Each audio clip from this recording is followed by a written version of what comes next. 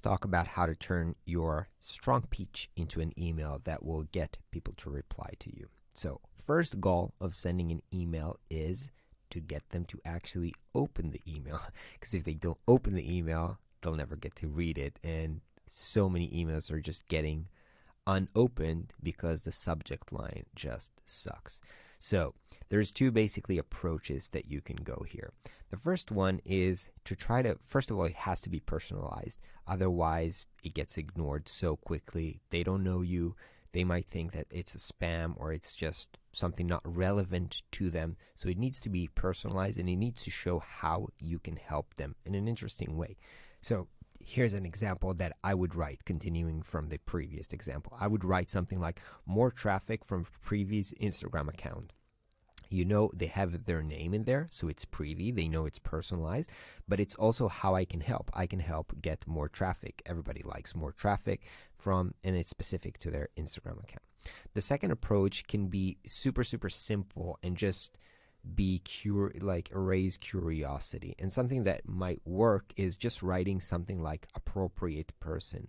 And in that case, the email would be like, well, hi Dave, I didn't know if you're the right person, but here's the email. In this case, they're not sure what the email is about, and they think maybe it's something as simple as saying, no, you shouldn't write me, you should write Max or whatever, and they'll just redirect you to the right person.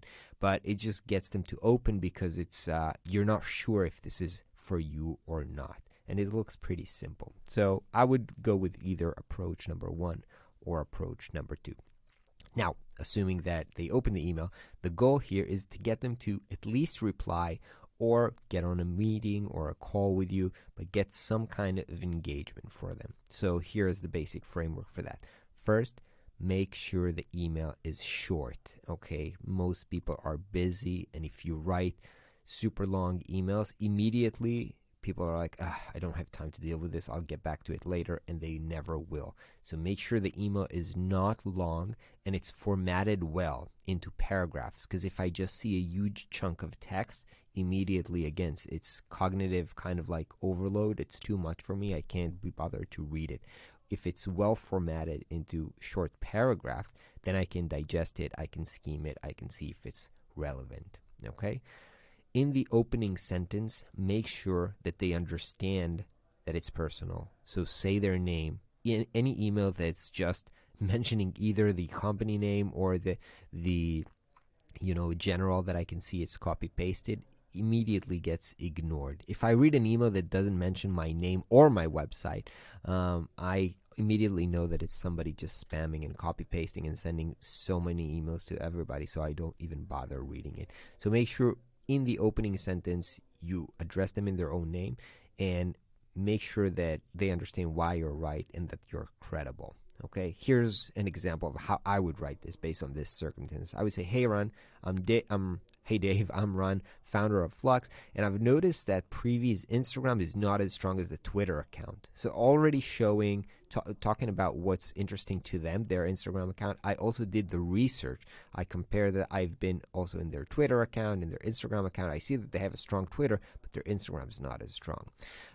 As somebody who built a strong Instagram account, I have 60 followers on my own account. Immediately, that's kind of a proof and a social proof that I know what I'm talking about, right? I'm not bullshitting them around. I thought of a way to use your podcast as content, see images attached. So already I provide value to them, and also a proof that I can help because I already did the work, okay? I've maybe sent them only one or two of them. I may have sent them like a low resolution, but I show them that I can actually provide them value. And then finish up with a really, really simple call to action. Would you like me to send you the high resolution versions? Now, why wouldn't they just say yes to this? If the images looks good, if it's providing value to them, it's so easy to just say yes. And once you do get that commitment, right, you're working with them, even though you did something for free. They're thankful for you. They might like, if they'll see that it performs well, they'd like to hire you to do that again. You're already in the system. You're already on their good side. So that's really, really, really easy way. Okay? And again, don't talk too much about yourself. It doesn't really matter. Nobody cares about you. The only thing I said here is my name and the company name and a little bit of a social proof. That's got nothing to do with me, by the way. If I could have also said I worked with client X or client X said something, but I'm not blabbling blab about myself. Nobody really cares about me, obviously. So the ways to do the call to action.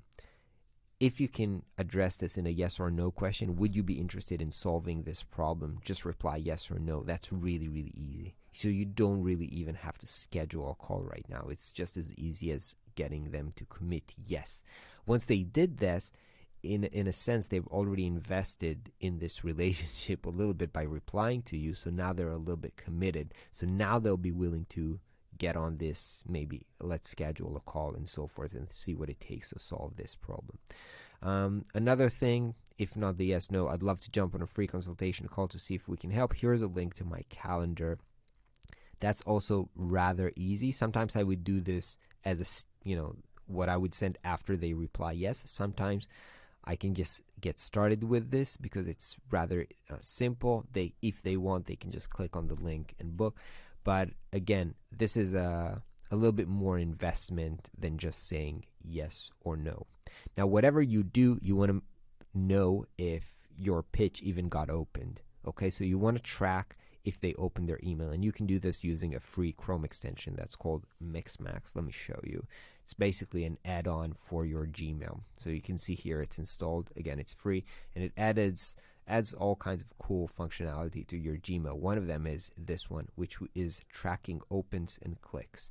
So if you do this, basically what it will do is it will add kind of like a white transparent pixel here, and then it will know if this email was actually opened when you send it to them.